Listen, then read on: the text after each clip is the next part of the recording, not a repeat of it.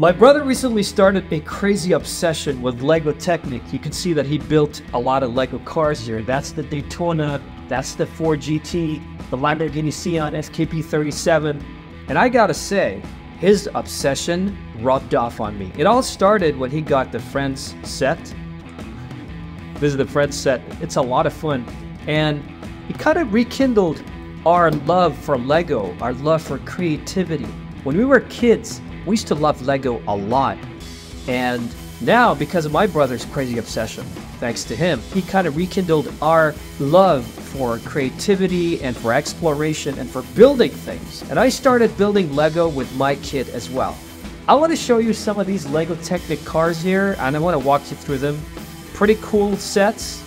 And I had no idea that LEGO Technic is so much fun to build, even as an adult. And now I'm starting to build sets with my kid, Alan, and I gotta say, it's one of the best times you can spend with your children by building sets together. Let me show you some of these cars.